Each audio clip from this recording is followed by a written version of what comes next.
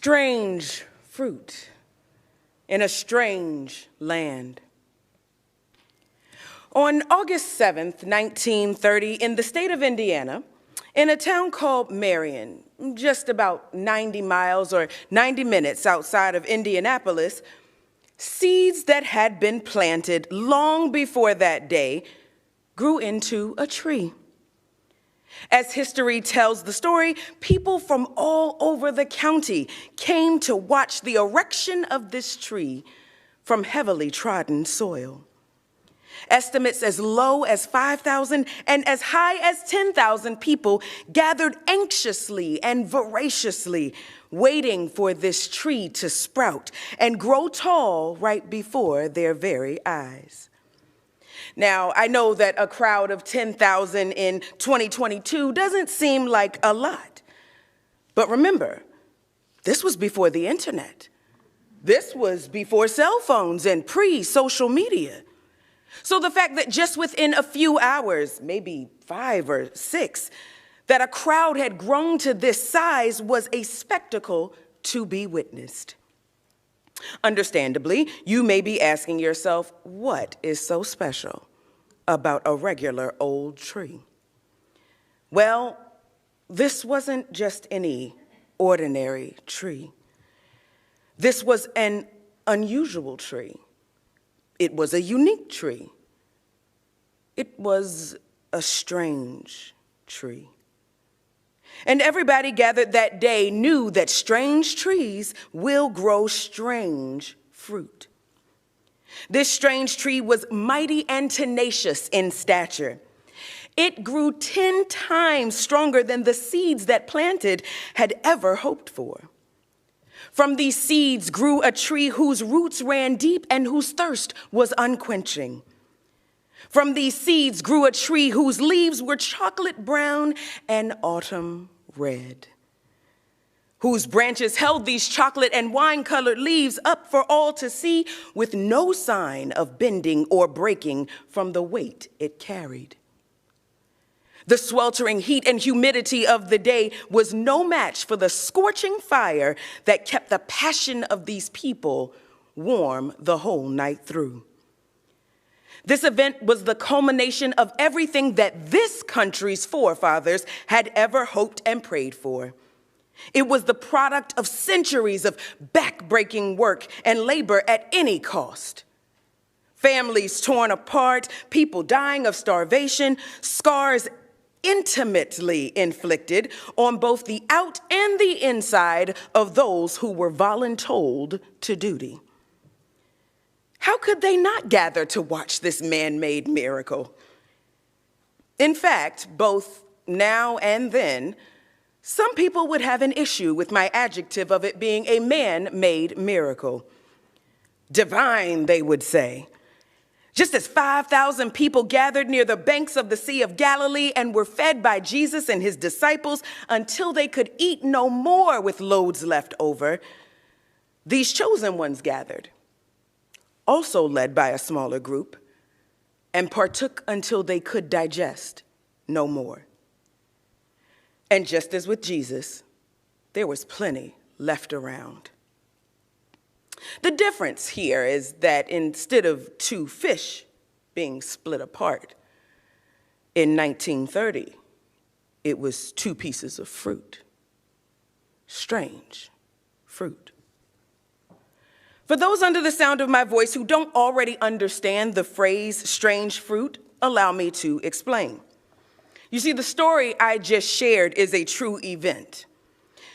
3 black men, well, some could say boys, seeing as how they were 16, 18, and 19, were charged with the shooting of a white male and the rape of his white female girlfriend. Their names were James Cameron, Abram Smith, and Thomas Shipp, respectively.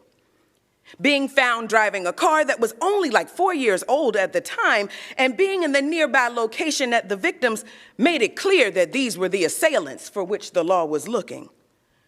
Once arrested and processed in the local jail, a mob began to form. At the head of this mob was the father of the young woman who had claimed she was raped. and all of the people gathered decided that a trial was just too good for these men. Such acts of what they were accused of could only be carried out by the hands of the people, literally.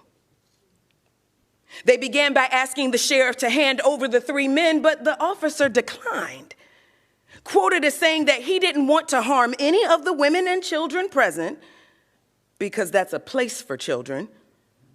The sheriff did not use rubber bullets or hoses or any brute means of force to keep the vigilantes at bay. Eventually, the entire group of officers on duty were overpowered by the mob, and the jail doors and walls were broken off using force of sledgehammers, saws, and bare fists.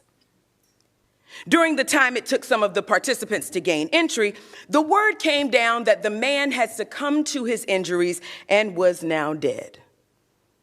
Well, for this, the men must pay.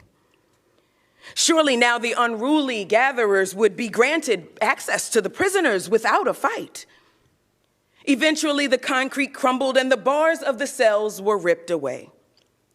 Starting with 19-year-old Thomas Shipp, the crowd began to beat him mercilessly and moved him along to the window where they planned to hang him from the 2nd floor of the building for all to see.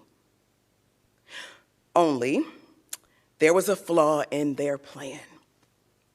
They had beaten him so badly that he died before he could ever reach the window. Still committed, this set of judge, jury, and executioners would not be deterred and follow through with hanging his body as previously decided. Well, next, there was Abram Smith, an 18-year-old boy still in high school and classmate to the other 2. He was violently ripped from his cell and immediately beaten, but the crowd had learned a valuable lesson. This time they knew not to beat him so badly that he expired before he experienced every ounce of torture they had planned.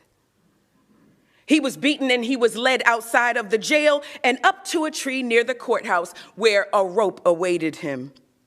As the story goes, young Mr. Smith grabbed the rope as he was being hoisted up in an effort to not be strangled.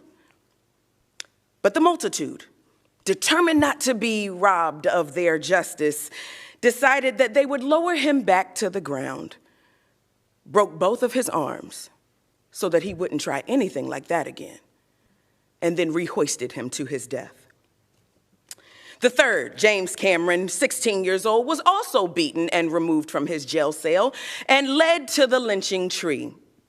After donning the noose around his neck, James Cameron and others in the crowd said that they heard a voice clearly state that he was innocent and should be let go. Depending on who is asked, this voice is attributed to a white male in civic leadership, a white woman who stood on the hood of her car and yelled over the crowd, and has even been attributed to a voice of an angel of God descending from heaven.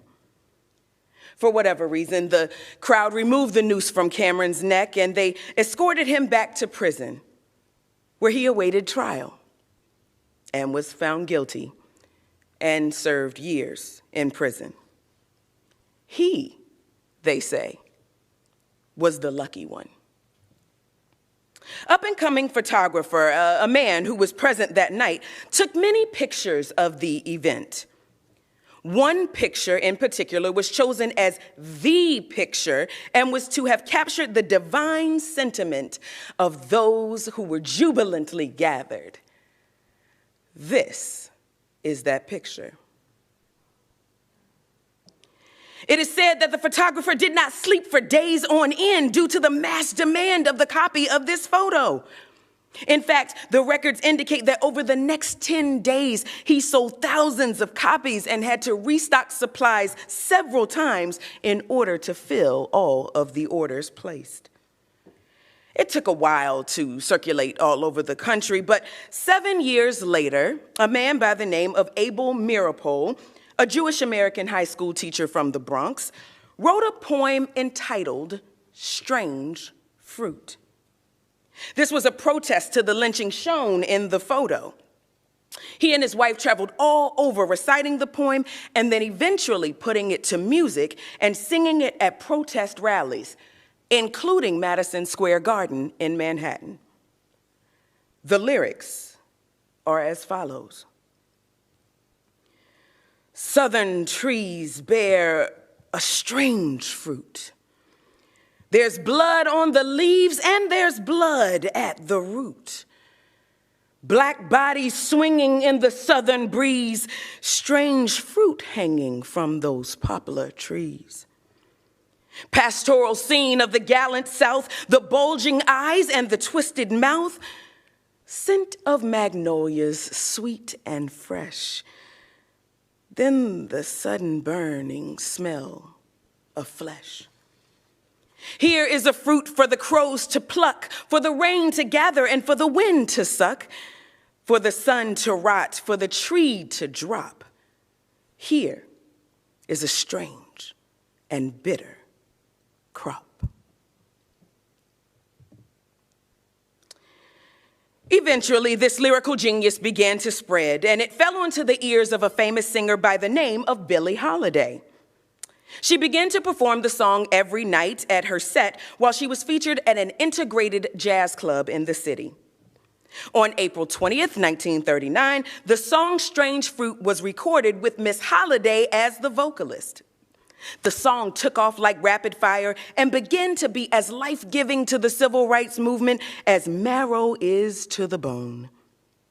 This angered many in power, particularly Commissioner Harry Anslinger of the Federal Bureau of Narcotics. Knowing of her public struggle and using drugs as a coping mechanism, Anslinger informed Miss Holiday that she should cease singing the song immediately or face the consequences. In her own act of radical protest, the performer continued singing the song every night and even performed it at events outside of her regular set. Determined that she and any of those like her who thought that the lives of Black people should be changed, he decided to teach them a lesson. He stopped at nothing to make her life a living hell. In March of 1959, the singer collapsed and was taken to a nearby hospital. She was then given a terminal diagnosis of sclerosis of the liver. She was in horrible shape and in lots of pain. Her agent fought for her right to care and convinced the doctors to give her methadone so that she could be weaned from her addiction to heroin as smoothly as possible. Upon hearing this, Anslinger was outraged and ordered the hospital and all the physicians who were attending to her to cut off her methadone treatment after just 10 days. Moreover, he was granted a warrant for her arrest and immediately sent the officers to her hospital room, resulting in her being arrested and handcuffed to her hospital bed, while she simultaneously lay dying. And siblings, that's just how she died. Handcuffed and under arrest. No, not for her drug habit, but for being Black and unceasingly calling out the putrid smell of strange fruit. Our Old Testament scripture for today, Psalm 137, was also birthed from a tale of a foreign fruit. It is written on behalf of and based on the memory of those Israelites that were taken into captivity by the Babylonians in 608 BC. For approximately 70 years, the Israelites were forced from their homeland and thrown into a foreign way of life without their permission. For some like myself, 70 years really doesn't seem like a long time compared to other atrocities in history. However, we must remember that the Babylonian capture of the Israelites began long before an official date was ever put on the record.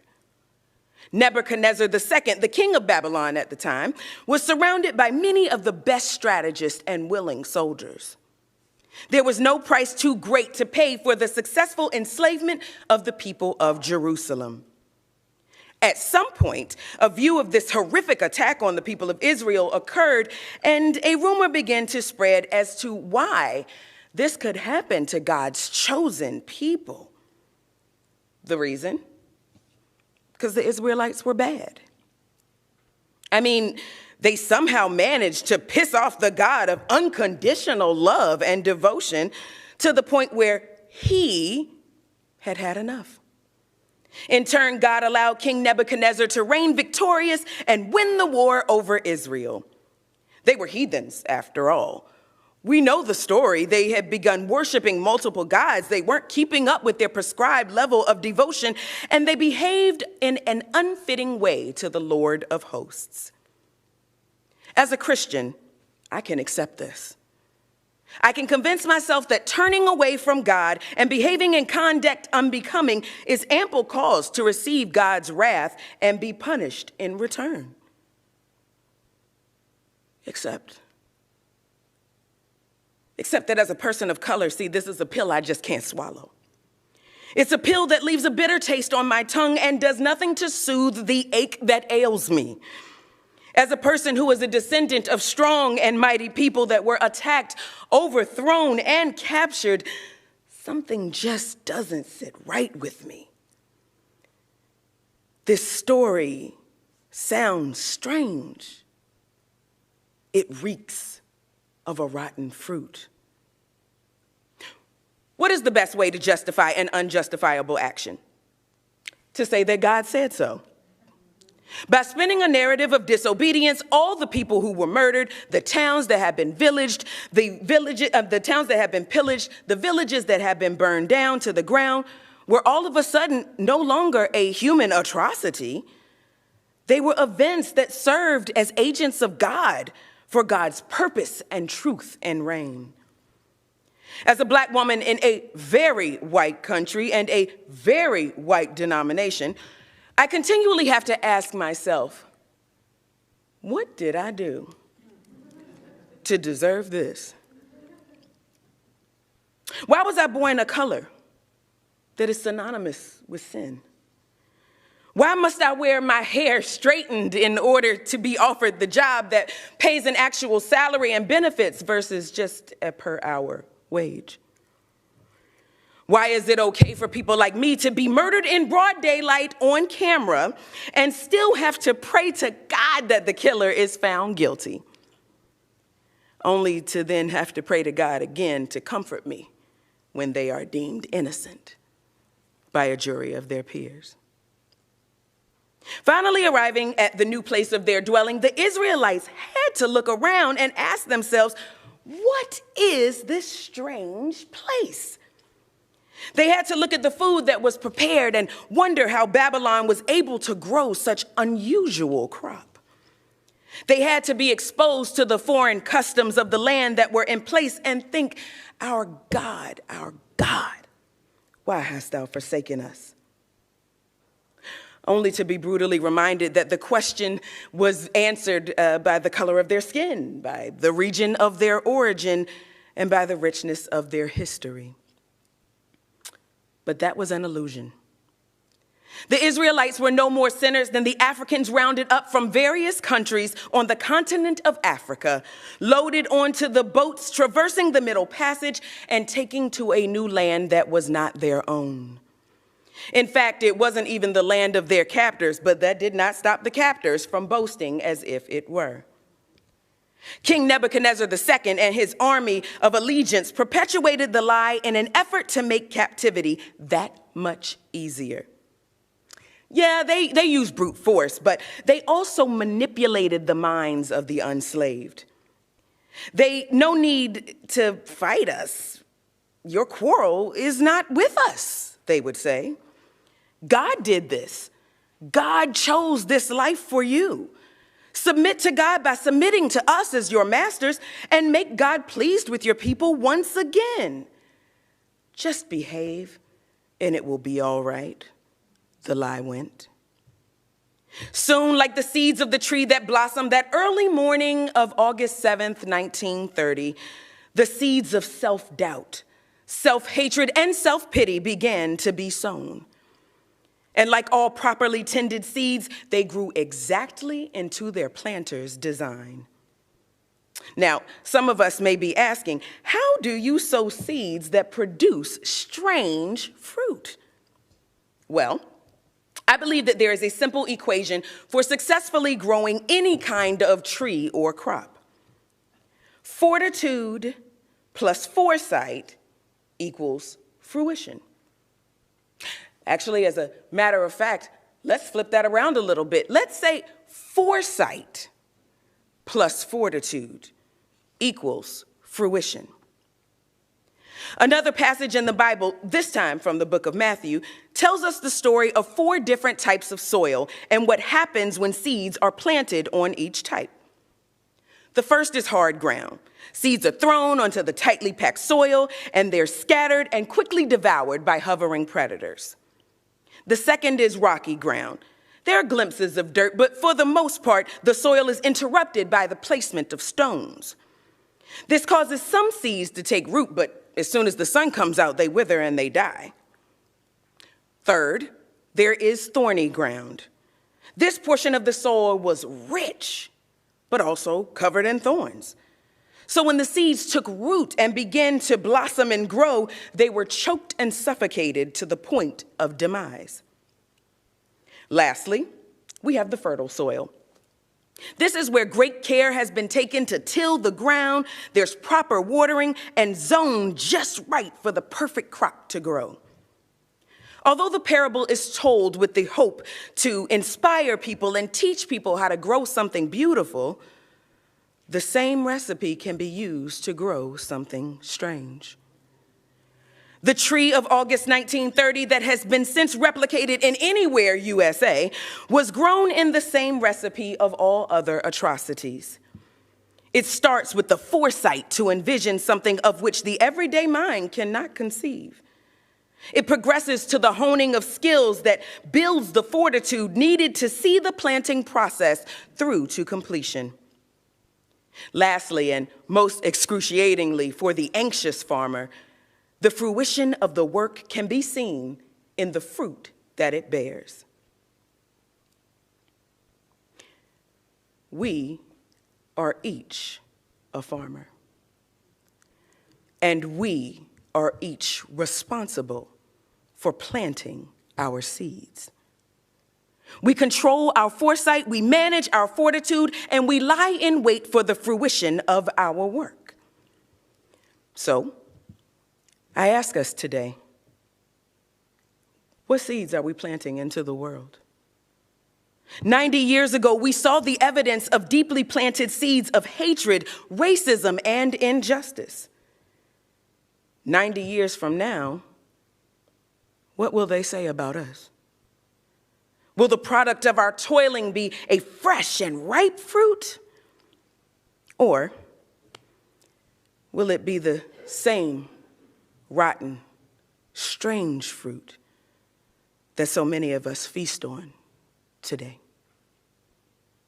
Amen.